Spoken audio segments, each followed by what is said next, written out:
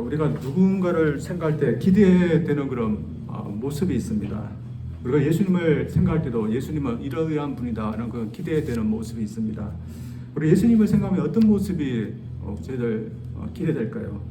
사랑이 많으시고 인자가 많으시고 자신에게 부르짖는 자들에게 외면하지 않으시고 응답하시는 그런 분으로 우리가 기대가 됩니다. 근데 오늘 말씀을 보면 예수님이 우리 수르보네기라는 여인에게는 좀 그렇지 못한 모습을 보이게 됩니다. 예수님께 이 수르보네 여인이 와서 부르실 때 즉각 도와주셔야 되는 것이 예수님의 우리 알고 있는 그런 모습인데 그녀에게만은 예수님이 그렇게 하지 않았습니다. 우리가 다른 모습이지만 우리는 왜 예수님께서 이런 모습을 보였는지 우리가 그녀를 생각해서 예수님께 그렇게 했다는 것을 우리가 알고 있습니다. 그래서 기대와 다른 예수님의 모습이지만 우리가 이 여인처럼 해야 될 줄 믿습니다. 먼저 예수님이 이 여인에게 보이신 다른 모습은 침묵을 보이시는 그런 모습이었습니다. 이 본문 말씀 보면 이 4절 예수님이 갈릴리 지방을 떠나서 두루 지방으로 갔다고 말씀하고 있습니다. 그곳에서 한 여인이 예수님께 도움을 구하게 나왔는데 그 여인이 수로보니게라는 그런 여인이었습니다. 그리고 26절 말씀 보면 그녀는 헬라인이었습니다. 헬라 말을 하고 또 헬라 문화에서 살았던 그런 여인이었습니다.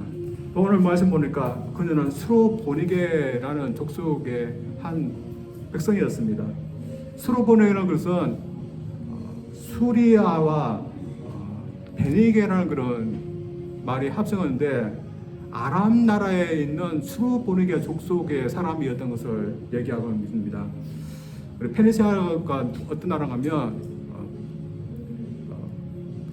아람 바알과 아스로타로 신을 섬기고 그 신을 이스라엘 나라에 들어와서 영적으로 팽망케 했던 이 세벨이라는 사람이 있었던 그 나라입니다. 그래서 이 나라가 어떻겠습니까? 이방신을 섬기고 또한 이스라엘 나라와 적대 관계에 있었던 그런 민족이었고 나라였습니다. 그런데 예수님께서 이 지방으로 잠시 쉬러 가셨습니다.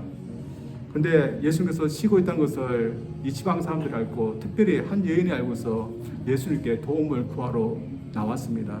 이 여인이 도움이 필요했던 것은 자신의 딸이 귀신에 들려 있었기 때문입니다. 우리가 잘 알지 못하는 탄민족 사람 그리고 적대적인 관계에 있는 어떤 남자를 찾아서 온다는 것은 보통 용기가 아니면 할 수 없는 것입니다. 그러나 이 여인이 그렇게 했던 이유는 예수님은 자신의 딸을 고칠 수 있을 거라는 그런 믿음이 있기 때문에 용기를 내어서 왔던 것입니다. 그래서 처음 보는 예수님이지만 예수님께 찾아왔습니다. 그리고 예수님께 도움을 청합니다. 오늘 보면 25절을 이렇게 도움을 청합니다. 이에 더러운 귀신 들린 어린 딸을 둔 한 여자가 예수의 소문을 듣고 곧 와서 그 발 아래 엎드리니 오늘 보면 좀 점잖게 표현됐습니다. 같은 사건을 다루고 있는 마태복음을 보면 그녀가 예수님께 계속해서 도와달라고 소리를 쳤다고 이렇게 나와 있습니다. 어떻게 소리 치는가 하면 주 다윗의 자손이여 나를 불쌍히 여겨서 내 딸이 흉악하게 귀신들나이다.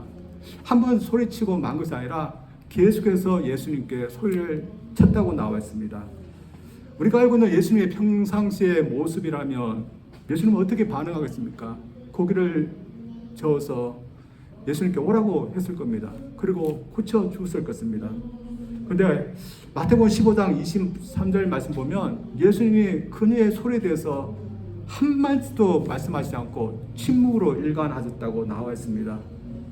그래서 그것을 보던 제자들이 견디지 못해서 제발 이 여인의 요구를 들어주시고 그냥 보내세요 하면서 할 정도로 예수님은 아무런 반응을 하지 않았습니다.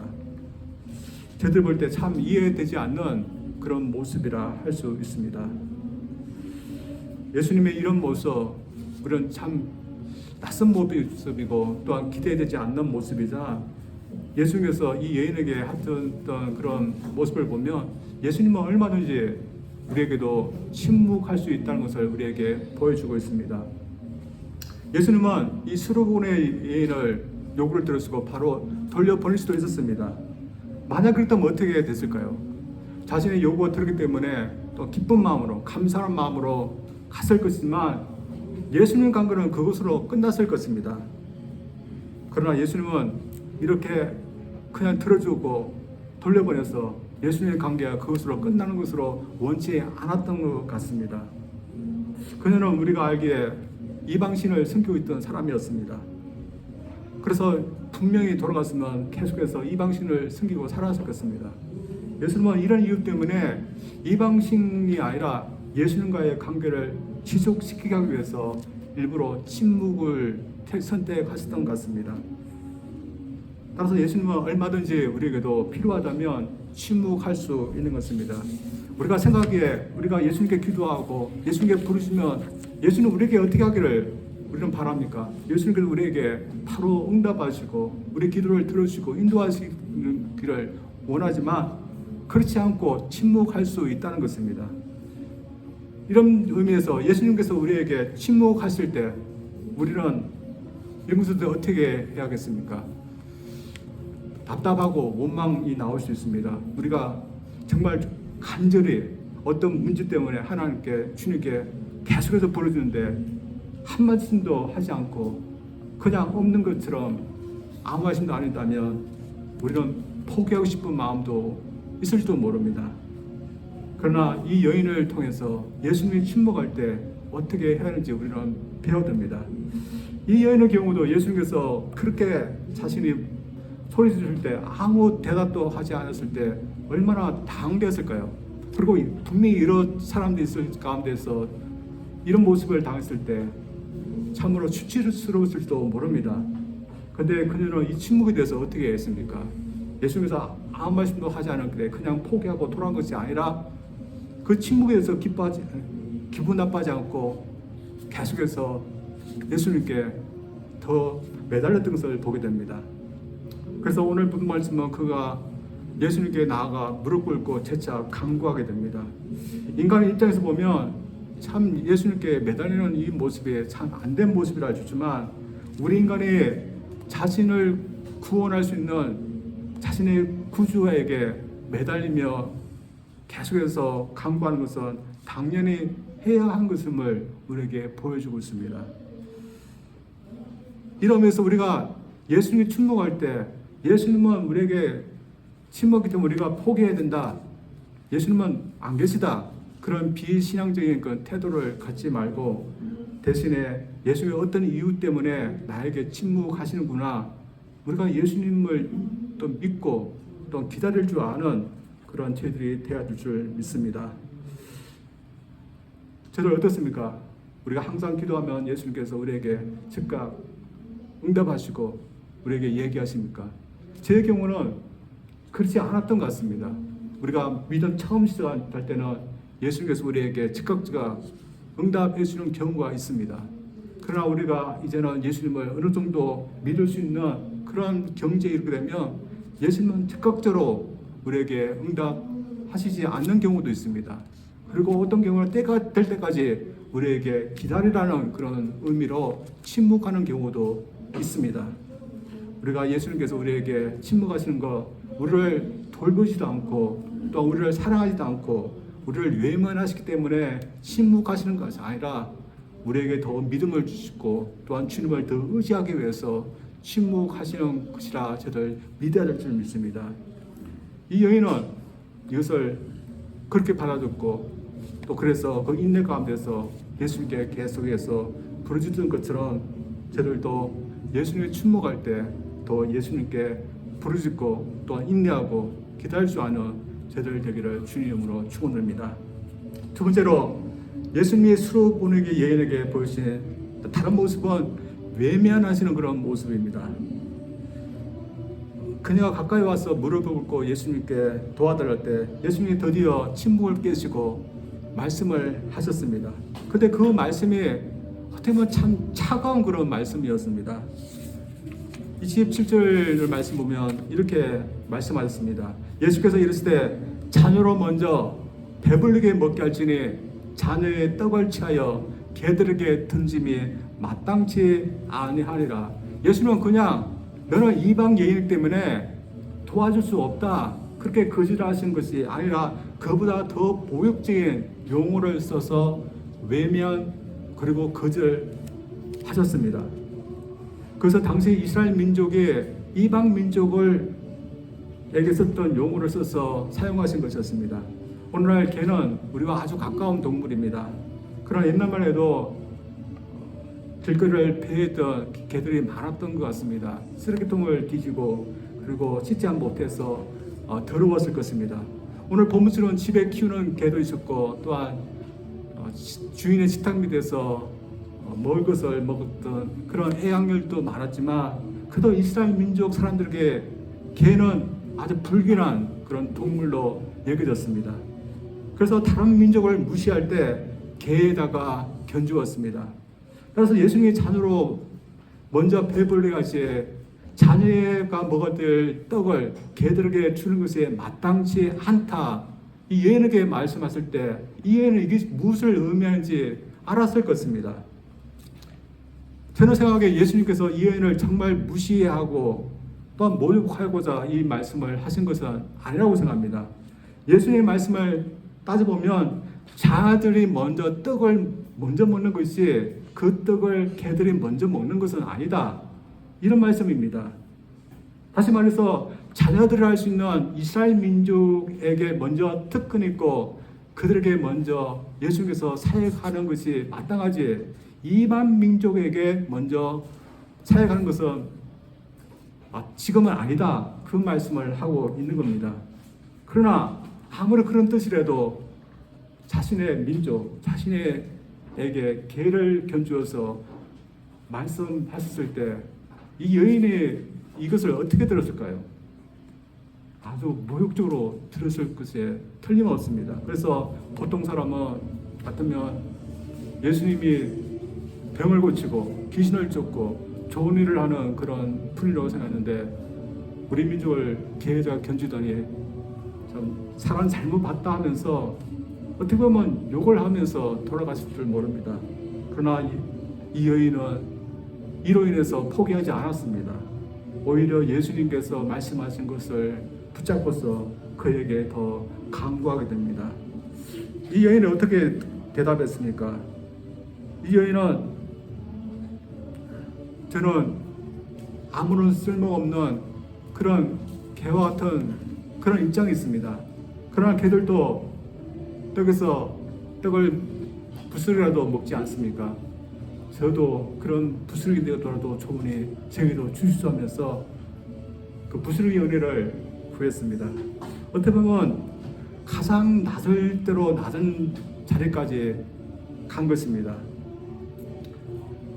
이 여인이 이런 말을 했을 때 저들 어떻습니까? 참 왜 예수님은 이 정도까지 했을까? 그런데 예수님은 이 말씀을 들으시고 그 여인에 대해서 칭찬해 주셨습니다. 그래서 마태복음 보면 내 믿음이 크도다 이렇게 칭찬해 주고 또 오늘 본 말씀 보면 내가 이런 말을 하였으니 돌아가라 귀신이 내 딸에서 나가느라 이런 걸 말씀을 해줬습니다. 그래서 이 여인이 예수님께 부스러기 은혜라도 좋으니 나에게 주시오 하면서 예수님께 자신을 바짝 낮추는 그런 말씀을 했을 때 예수님께서 잘했다 하면서 은혜를 베풀어서 딸이 나음받게 하셨습니다. 저들 볼 때 예수님은 기왕이면 자존심 상하지 않게 그냥 은혜를 베풀 수 있는데 왜 자존심을 다 내려놓게 하고 그런 일을 고쳐주신 이유가 무엇일까요? 어떻게 보면 예수님은 처음부터 이런 의도가 있었을 겁니다. 그리고 이 여인은 예수님의 의도를 따랐고 그렇게 한 여인을 예수님께서 칭찬해 주셨던 것입니다. 따라서 예수님이 이 여인에게 보이신 모습은 전혀 우리가 기대할 수 없는 그런 모습은 아닌 것입니다. 어떻게 우리도 예수님처럼 이 여인처럼 되게 하기 위해서 예수님은 우리에게 이런 똑같은 모습을 우리에게 보일 수도 있습니다. 다시 말해서 주님 믿는데 방해되는 교만이 우리에게 있다. 자존심이 있다. 예수님은 우리에게 그것을 내려놓고 낮아지기를 우리에게 요구하시는 것입니다. 따라서 중요한 것은 어떻게 예수님께서 고귀한 우리에게 어떻게 이렇게 할 수 있느냐가 아니라 예수님을 믿는다는 우리가 이 연실은 되었느냐가 중요한 것입니다. 그러나 이 세상에는 수로 보내와 같은 사람들이 많이 있지 않습니다. 어떤 사람이 참 큰 병에 걸렸습니다. 이 병원 저 병원 다 다녔지만 고치지 못했습니다. 그러나 자신의 병을 고칠 수 있다는 의사가 있다는 것을 알게 됐습니다. 그래서 그 의사를 만나서 어떤 병원을 찾아가겠습니다. 근데 그 병원이 큰 병원이 아니었습니다. 아주 작은 병원이었습니다. 그래서 시설도 좋지 못했습니다. 그리고 간호사들도 별로 친절하지 못했습니다. 그래서 자신을 고칠 수 있는 의사 선생님을 만나기 왔지만 다른 것에 대해서 이 사람이 참 불만이 아주 많았습니다. 그러나 그가 고침을 받기 위해서 이 병원에 왔는데 다른 것에 대해서 불만을 느끼고 그것에 대해서 컴플레인을 할 수 있을까요? 단지 의사를 만나서 고치면 되는 것이 다른 것에 대해서는 불만을 품을 이유가 없는 것입니다. 이것은 구약에 나와 있던 한 사람도 마찬가지였습니다. 그 사람이면 나아만이라는 사람이었습니다. 아람 나라는 강대국의 국내 장관이었는데 어떤 의술로도 고칠 수 없는 무지되었던 문둥병에 걸리게 되었습니다. 그런데 자신이 포로로 잡아왔던 어떤 한 여자 아이에 의해서 자신의 병을 고칠 수 있는 사람이 있다는 것을 알게 됐습니다. 그 사람은 하나님의 사람, 선지자 엘리사였습니다. 그래서 그는 자신의 부하들을 대동하고 왕의 허락을 받고서 이스라엘 나라에 있다는 이 선자를 찾게 됐습니다. 그런데 뜻밖에도 선자는 밖에도 나오지 않고 사람을 보내더니 요단강에 가서 7번 씻으라고 했습니다. 그는 장군 대접을 해주지 않는 이 선자의 태도에 대해 아주 기분 나빠했습니다. 내가 그래도 장군인데 내다보지 않고 저 요단강에 가서 1번 씻으라고 그런 아주 자존심이 상해서 그냥 자신의 본국으로 돌아가고 하라고 했습니다. 근데 그 입에서 이 모습을 지켜보던 부하들이 무슨 말을 했을까요? 장군이 여기 온 것은 장군 신분으로 여기 온 것이 아닙니다. 병자의 신분으로 온 것입니다. 그래서 병자가에게 어떤 말을 하라고 하든지 듣는 것이 옳은 것입니다. 하면서 그의 병을 고치되 하는데 자존심을 세워서 이것은 못한다, 저것은 못한다 하는 거 맞지 않다고 했습니다. 그러나 이 여인은 그렇지 않았습니다. 그녀는 예수님께서 자신의 딸을 고칠 수 있는 분이라고 확신했습니다. 그리고 그녀는 이 사실에 집중했습니다. 그는 예수님이 침묵하셔도 나중에 자신의 민족을 개에 견주어서 나중에 먹으라고 하여도 그것에 대해서 개의치 않았습니다. 오히려 자신은 부스러기의 은혜라도 좋으니 그거라도 달라고 했습니다. 실로 인간적인 측면에서 참 안 된 그런 다 할 수 있지만 예수님은 이렇게 하는 이 여인의 태도에 대해서 아주 기뻐하시고 칭찬해 주셨습니다. 그렇다면 이것을 무엇을 의미합니까? 예수님은 우리에도 똑같은 태도를 원하는 것을 저희에게 말해주고 있습니다. 사실 우리가 이런 태도를 가져야 되지 예수님의 은혜를 우리가 받을 수 있습니다. 예수님의 은혜를 주어도 예수님께서 구원을 준다 해도 이런 태도를 갖고 있지 않은 사람은 예수님의 은혜를 받아들일 수 없습니다. 따라서 우리가 반드시 가져야 될 태도인 것입니다. 이 수로보네 여인이 어떤 믿음이 있었기에 이런 태도를 가질 수 있었겠습니까? 예수님의 은혜를 받아야지 자신이 딸이 낳을 수 있다는 건 믿음이었습니다. 그래서 은혜 받기 위해서는 자신이 낮아져도 상관이 없었던 겁니다. 그런데 다른 사람들이 이런 태도를 갖고 있지 않습니다. 믿는 자들은 어떡할까요? 여러분들은 여기는 그렇지 않을 겁니다. 그러나 어떤 그리스도인은 좀 그런 분들이 있습니다. 그리스도인 중에도 부유한 분들이 있고 또한 많이 배운 분들이 있습니다. 그러나 예수님께 나온 저희들은 많이 배웠든지 또 많이 부유하든지 어떤 환경 가운데 있든지 똑같은 조건 때문에 예수님께 나온 겁니다. 그래서 우리가 예수님의 구원이 필요한 죄인이기 때문에 용서받기 위해서, 구원받기 위해서 예수님께 나온 겁니다. 그러니까 예수님께 나온 사람들에게는 그래도 나는 부유하다, 또 많이 배운 사람이라 하면서 예수님께 자신을 낮추지 못하고 얼굴을 바짝 들고 예수님께 도도하게 행동하는 그런 사람들이 있습니다. 우리가 다른 사람에게는 자존심을 우리가 내어씌울 수 있으나, 그러나 우리에게 은혜를 줄 수 있는, 구원을 줄 수 있는 우리 구세주 앞에서는 우리의 자존심을 내세우는 거 부적절한 것입니다. 이러면서 저희들이 구원받기 위해서는 구세주 앞에 우리 자신을 낮추고 바짝 엎드리는 것이 필요한 것입니다. 이러면서 저희들 어떠할까요? 여러분, 구원받기 위해서, 예수님 믿기 위해서 여러분 예수님께 바짝 여러분 낮춘 적이 있습니까? 또 지금도 구원의 은혜를 받기 위해서 예수님께 나올 때마다 우리 자신을 낮추면서 또한 겸손한 마음으로서 예수님께 지금 나오고 있습니까? 우리는 이렇게 해야 됩니다. 그러나 우리가 그렇지 못한 경우가 많이 있는데 왜 그럴까요? 아마도 우리는 세상의 영향을 받아서 그런 것 같습니다. 세상은 뭡니까? 소위 인본주의입니다. 하나님 안에서 살아야 되지 우리가 잘 살 수 있다는 그런 것이 아니라 우리 인간도 얼마든지 하나님 없이 독립적으로 잘 살 수 있다는 것입니다. 그리고 물질주의 또한 향락주의입니다. 모두 하나님 없이도 물질 또한 향락만 있으면 얼마든지 잘 살 수 있다는 것입니다. 그래서 이런 세상에 물든 사람들은 하나님보다 자신의 인권을 더 중시합니다. 그래서 그런지 자신만을 생각하는 그런 이기적인 사회가 되는 것 같습니다. 한 방송을 봤는데 어떤 아이가 한 주차장에 있는 차를 고의적으로 험을 내었습니다.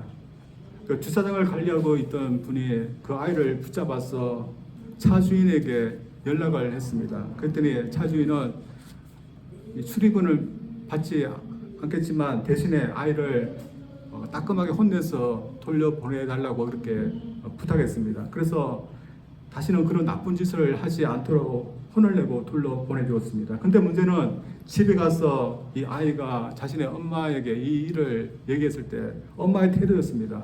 엄마는 아이를 혼낸 것이 아니라 오히려 그 차 조금 흠을 냈다고 아이를 혼내 아이의 길을 죽였다고 차주인에게 연락해서 사과를 요구했습니다. 그래서 차주인이 결국에는 주인과 아이와 또한 아이 엄마를 만나서 아이를 험내서 아이를 길을 죽였다는 그때에서 사과를 했습니다.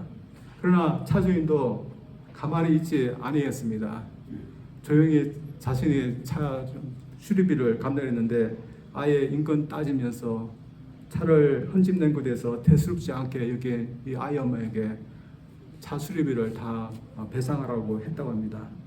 어떻게 보면 이 사회가 무엇인가 잘못 흘러가고 있다는 그런 이야기, 기가 막힌 이야기입니다. 아이 잘못된 것에 대해서 훈계하면 아이의 길을 죽인다고 하는 사회입니다.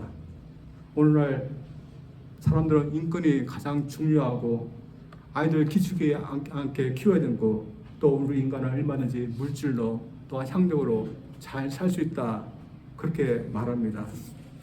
이런 생각 저들도 은연히 갖고 있다고 생각합니다. 그래서 절대적으로 주님 의지하지 않아도 된다고 그런 생각을 저희들도 갖기 쉽습니다. 그러나 성경은 저희들에게 무엇이라고 이야기해 주고 있습니까? 우리는 예수님의 구원이 예수님의 은혜가 반드시 필요한 죄인이고 또 믿는 저희들도 용서함 받은 주님의 은혜가 필요한 자들이라고 저희들에게 말씀해 주고 있습니다. 만약 우리가 성경이 말한 대로 우리 예수님의 구원이 반드시 필요한 사람들을 매일매일 우리가 믿고 또한 생각하며 산다면 우리가 예수님께 나올 때 우리가 거만하게 예수님의 은혜가 필요하지 않다고 그런 자세로 우리가 나올 수 있습니까? 절대로 그렇게 할 수 없다고 생각합니다. 죄인이 어떻게, 구원이 필요한 사람이 구세주 앞에 어떻게 그렇게 할 수 있습니까? 그러나 나는 구세주의 은혜가, 구원이 필요하지 않고 내 힘으로 살 수 있다 생각하는 사람은 구세주 앞에 나와도 그 은혜를 받기 위해서 자신을 낮추지 않습니다. 저들은 어떤 경우일까요? 저들은 하나님 앞에, 예수님 앞에 저를 겸손하게 바짝 낮출 수 있는 그런 사람들이 될 수 있기를 원합니다. 이 수르보리 여인이 그렇게 했습니다. 주님의 은혜를 받기 위해서라면 자신의 자존심 모두 내려놓았습니다. 또한 그렇게 했던 이 여인, 믿음의 사람이었고 또한 칭찬 들었던 사람이었습니다. 어떤 분이 우리 찬송가 중에 보면 만왕의 왕 주 예수께서 이 벌레 같은 나를 위해서 죽었다는 그런 가사 찬송가가 있습니다. 여러분, 우리가 이 찬송가를 부를 때 내가 벌레 같다는 것에 대해서 여러분 어떻게 생각합니까? 자존심 생각합니까? 근데 어떤 분은 이 벌레 같다고 했다면서 나를 이렇게 벌레같이 취급했다면서 그것에 실족한 그런 분도 있습니다. 그러나 우리가 예수님 앞에 우리 자존심, 우리가 가지고 있다는 것, 어떤 것 때문에 예수님께 우리에게 방해되는 것 우리가 다 내려놓아야 될 줄 믿습니다. 우리 나 같은 죄인 살리신 찬송가를 작곡하신 존 뉴턴 목사님이 계십니다. 이 목사님은 1725년에 태어났는데 독실한 믿음의 어머니로부터 신앙교육을 받았습니다. 근데 어머니가 그가 7살 되었을 때 그만 소천을 하셨습니다. 그의 아버지는 믿음 없는 그런 분이었고 선원이었습니다. 그래서 아버지를 따라서 11살부터 선원 생활을 하게 됐습니다. 근데 선원 생활을 하면서 믿음을 버리게 됐고 또한 나쁜 것을 본받으면서 살게 됐습니다. 그가 18살 되었을 때는 해군 소위 후보생이 되었습니다. 어떻게 보면 자신의 힘으로도 잘 된 것 같습니다. 그러나 탈량해서 노예 상선에 팔리게 됩니다. 그러나 15개월의 노예 생활 후에 그는 가까스로 탈출해서 어떻게 보면 잘된 것이라고 할 수 있는데 노예선의 선장이 되었습니다. 자신의 힘으로 노예선의 선장이 된 것입니다. 그때 이 사람이 어땠을까요? 자기 힘으로 얼마든지 잘 살 수 있었다고 하면서 기고만장했을 겁니다. 근데 하나님은 이 사람을 그냥 내버려 두지 않았습니다. 그 어느 날 노예를 팔기 위해서 긴 항해를 할 때였습니다. 그날따라 바다가 심상치 않았습니다. 곧 거대한 폭풍이 몰아치게 되었습니다. 배는 뒤집을 것 같았고 그는 곧 죽을 것 같은 그런 위험한 상황 가운데 있게 됐습니다. 그때 그가 무엇을 할 수 있을까요? 주님에 대해서 그렇게 기고만장하게 거만하게 살았던 사람이었지만 그 순간 됐을 때 그런 예수님께 바짝 엎드리면서 예수님께 목숨을 구할 수밖에 없었습니다. 그래서 그때 처음으로 예수님 앞에 잘못했다면서 예수님께 목숨을 구했습니다. 예수님께서 그 기도를 들으시는지 그의 목숨은 건져졌고 또 안전하게 항해를 했습니다. 그리고 그때 예수님께 회심했습니다. 그리고 그가 그 이후에 목사가 되어서 작은 교회에서 목회를 하게 됐다고 합니다. 이 목사님의 일생을 보면 어느 순간이 가장 복된 순간이었을까요? 어떻게 보면 예수님께 자신을 완전히 엎드리게 했던 그 순간이 그에게는 가장 복된 순간이었을 것입니다. 저들도 마찬가지입니다. 우리가 다른 사람들에게 우리 자신을 바짝 낮추는 것은 그런 거 필요 없습니다. 그러나 우리를 구원할 수 있는 우리 구주 앞에는 우리가 바짝 엎드려서 나 자신을 낮추는 것 우리는 필요합니다. 왜냐하면 우리 인생은 예수님의 은혜가 필요하기 때문입니다. 예수님의 은혜가 필요하기 때문에 예수님의 은혜를 받기 위해서는 우리 자신을 낮추는 것이 필요합니다. 여러분, 이 세상 우리가 힘으로써, 우리의 재물로써, 우리의 건강으로 살 수 있다고 생각합니까? 우리 생각은 그렇지 않습니다. 예수님의 은혜가 있어야 되지 우리가 살 수 있습니다.